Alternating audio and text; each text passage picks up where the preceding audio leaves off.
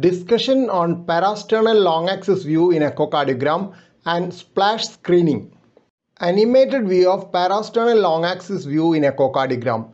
In this animated view from parasternal long axis, the focus is on the movement of the anterior mitral leaflet.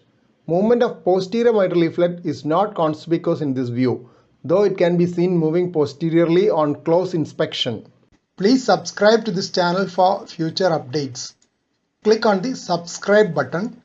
Press the bell icon after that for all updates. Anterior mitral leaflet almost touches the interventricular septum in the fully open position. RV right ventricle, LV left ventricle, LA left atrium, AO aorta.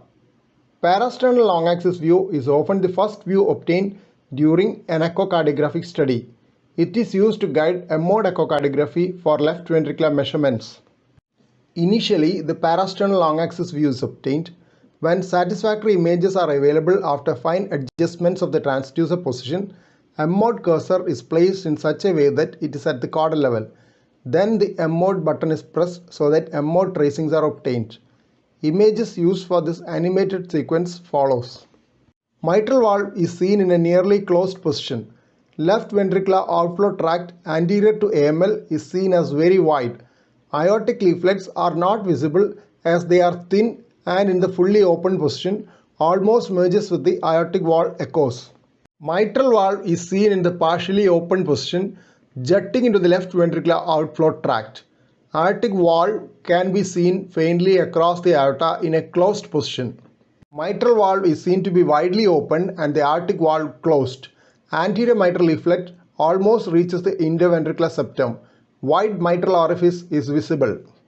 One more frame with mitral valve open and aortic valve closed. Mitral valve has started closing and moves towards the posterior leaflet. Mitral valve is moving further posteriorly. A study from Australia evaluated the efficacy of a single parasternal long axis view sweep of the heart or splash to screen for rheumatic heart disease in children. They enrolled 1,365 school students in the prospective study which compared splash with standard echocardiographic screening as per World Heart Federation echocardiographic criteria. Abnormal splash were found in 109 children. Estimated prevalence of definite and borderline rheumatic heart disease was 35.2 per thousand. 11 children with congenital heart disease were found, of which 2 were needing cardiac surgery. No cases of rheumatic heart disease or significant congenital heart disease were missed on splash screening. Sensitivity was 1.0 and specificity 0.95 for identifying rheumatic heart disease. Here is the journal reference on splash screening. Please don't forget to subscribe to this channel for future updates and click on the bell icon for all updates. Thank you.